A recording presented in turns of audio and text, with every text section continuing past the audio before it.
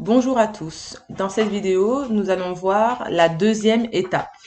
Donc, lorsque votre enfant a bien acquis la première étape, donc le jeu avec les sons, nous passons à la deuxième étape. La deuxième étape qui consiste à comprendre le code, c'est-à-dire à ce qu'on entend, de quelle est la manière dont on l'écrit.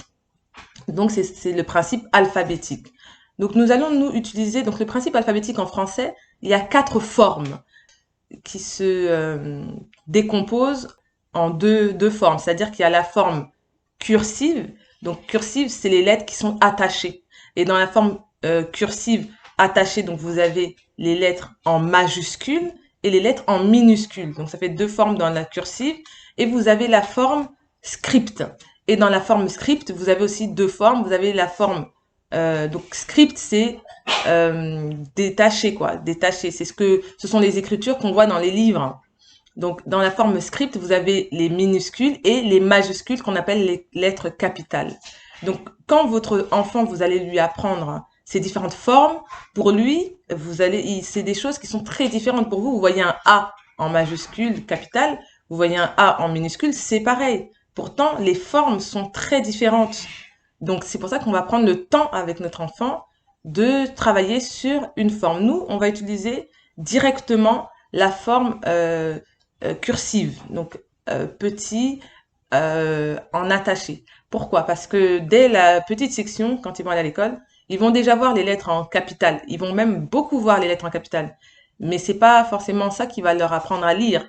Quand on a des livres, les livres sont souvent en petit, en script, mais écrit en petit. L'avantage entre le script et la cursive, c'est que ça se ressemble un peu.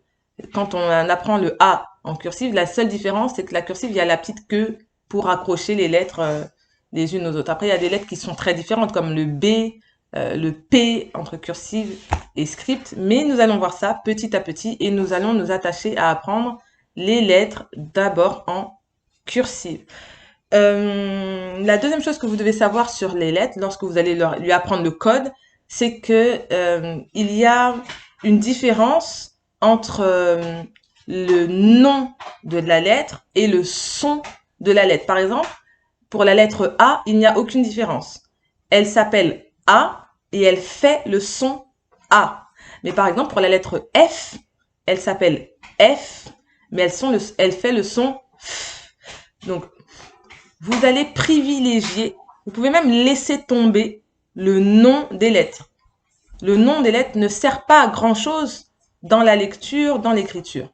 Mais vous allez vraiment focaliser votre attention lorsque vous allez communiquer avec votre enfant sur le son des lettres. C'est le son le plus important. Par exemple, la lettre C, elle fait le son k, k, k, et elle fait le son S. Donc, il faudra bien, quand vous présentez la lettre C à votre enfant, ça ne sert même pas à rien de dire C, mais vous la présentez en tant que K, sachant que la lettre C, elle est beaucoup plus fréquente dans le son que dans le son S. Donc, dans un premier temps, on peut très bien dire aux enfants que la lettre C, c'est le son K. Donc, ça va être très simple. Moi, par exemple, j'ai utilisé deux systèmes. D'abord, j'ai utilisé les lettres de Montessori. Les lettres de Montessori, donc que vous connaissez, c'est des choses comme ça qu'on achète. Et vous avez des lettres, donc le S, le R, le M, le etc., etc. Donc, vous pouvez très bien utiliser ça, mais parfois, là, c'est pour les consonnes. Et là, vous avez les voyelles. I, O, A, etc., etc. Maintenant, ce sont des choses qui parfois, ça coûte cher. Ça coûte cher pour pas grand-chose parce que ça, l'enfant n'a pas besoin d'avoir la lettre Montessori. L'avantage, c'est que ce sont des lettres rugueuses. Donc, à la fois, l'enfant, il entend, il utilise sa mémoire auditive, à la fois, l'enfant touche. Il utilise sa mémoire, on appelle ça une mémoire kinesthésique, mais c'est la mémoire du corps en fait. Il y a des choses, le corps il mémorise, même si ça rentre pas dans le cerveau, mais le corps mémorise. Par exemple, quand vous faites des choses que vous avez l'habitude de faire quotidiennement, vous ne réfléchissez pas pour le faire. Pourquoi? Parce que votre corps a une mémoire qui ne passe pas par là. Donc, quand vous apprenez à votre enfant en même temps le son de la lettre et en même temps à toucher, l'enfant, il va mémoriser il va utiliser deux cerveaux, deux mémoires. Donc, ça va vraiment être bien accroché dans sa tête. Maintenant, moi, je vous conseille d'utiliser, pas forcément ça, parce que ça, c'est pas vraiment nécessaire, mais la deuxième technique, le deuxième outil que j'ai utilisé, moi, je l'ai fabriqué par moi-même. Donc, j'ai utilisé aussi un code couleur. J'ai utilisé le bleu pour les voyelles et j'avais utilisé le rose pour les consonnes. Et je les ai fabriqués très simplement avec une feuille un peu cartonnée, comme ça. Et ici, c'est le papier de verre. C'est du papier de verre, tout simplement, que j'ai fait. J'ai fait les lettres avec le papier de verre. Donc l'enfant, même les yeux fermés, il peut faire le tour de la lettre et mémoriser la lettre avec son doigt, en même temps qu'il apprend le son de la lettre. Donc voilà, j'ai toutes les voyelles aussi et j'ai quelques consonnes par ici. Les erreurs à ne pas commettre, c'est par exemple ne pas enseigner, transmettre à votre enfant, lui enseigner, lui apprendre les lettres qui se ressemblent. Par exemple, vous n'allez pas le même jour faire à votre enfant le et le v, parce que ça se ressemble trop. Il faut d'abord que vous preniez un des deux, vous lui apprenez, ça c'est le, ça c'est le, ça c'est le, vous répétez, hein, ça c'est le. Et une fois que vous avez enseigné le, vous passez à d'autres lettres. Ça, ce sont des lettres faciles à prononcer, comme le serpent. Ça, ce sont les lettres les plus difficiles à prononcer. Le, ça aussi, le son est difficile à prononcer. Mais le, ça, c'est plus facile. Donc voilà, vous commencez par les lettres comme ça, et puis vous lui apprenez, une fois que c'est bien accroché, vous passez au quelques semaines après. Vous n'êtes pas du tout obligé de lui apprendre tout d'un coup. Vous pouvez commencer par 5 lettres. Je vous conseille d'abord par les voyelles, puisque les voyelles, c'est les plus simples à apprendre. Vous commencez par 5 lettres, et ensuite vous faites des jeux, vous faites des jeux, vous faites des jeux. Les lettres comme le X, les lettres comme le Y, les lettres dont on ne se sert pas du tout, mettez-les de côté. Vous en avez pas du tout besoin dans un premier temps. D'accord? L'avantage aussi, oui, ça c'est dans l'étape numéro 2, donc vous lui enseignez chaque son. Chaque son. J'ai créé un livre qui est comme un dictionnaire pour les petits. C'est un livre qui va récapituler toutes les lettres et tous les sons grâce à des images. Donc par exemple, vous avez là, ça fait un jeu en même temps. Donc ça fait un jeu et en même temps, ça fait un dictionnaire. Par exemple, quand votre enfant sera tout seul, une fois que vous aurez fait ce qu'il y a à faire, vous lui apprenez le son A, parce que ça, il peut pas le deviner. Une fois que vous avez fait ce qu'il y a à faire, vous lui donnez ce livre, et avec ce livre, il va pouvoir, si jamais il oublie, comment déjà on fait le son A? Là, par exemple, il y a arbre, araignée, ananas, assiette, avocat, arc-en-ciel, abeille. Dans cette image, il y a tous les sons qui commencent par le son A. Vous avez le son A donc avec les 4 formes. La forme majuscule et la forme minuscule en script et en cursive. Donc ça, c'est un bon récapitulatif où il y a toutes les lettres de l'alphabet. Et il faut savoir aussi qu'il y a les sons doubles. Les sons doubles, ce sont les sons qui vont s'écrire avec 2 lettres. On appelle ça les formes formées de 2 lettres. Le A et le I, par exemple, ça fait le son E. Et j'avais aussi écrit, ici, j'avais formé aussi les sons, mais ça, c'est quand il aura bien acquis les sons simples, que là, vous pourrez passer au son double. Donc, parmi les voyelles, on a le on, le ou. Je sais pas si vous les voyez à l'endroit ou pas. Et parmi les consonnes, on a le gne, le ch. Voilà, par exemple.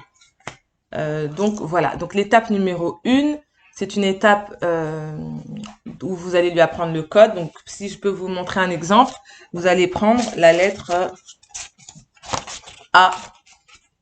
Vous allez prendre la lettre I et vous allez prendre le R.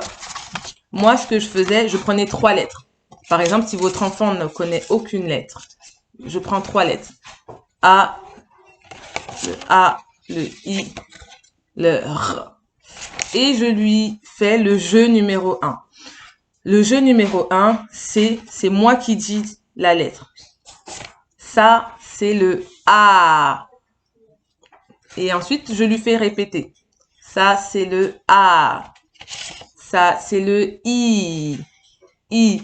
Alors, encore un conseil, lorsque vous êtes en train d'enseigner à votre enfant, ça, c'est les moments les plus importants. Ce sont les fondations. Ce sur quoi toute la lecture va reposer. Ça va reposer sur ça. Vous avez beaucoup d'enfants qui vont chez l'orthophoniste, etc. souvent parce qu'ils n'arrivent pas à bien comprendre, à bien entendre le mot et à bien le prononcer ou à bien utiliser la langue ou les lèvres. Donc, pour chaque lettre, il y a une manière de la prononcer. Quand vous êtes avec votre enfant, vous vous mettez face à votre enfant. C'est-à-dire que et n'hésitez pas à exagérer le mouvement de votre lèvre et de votre langue. Quand vous êtes, par exemple, sur le son R, vous faites bien R, R.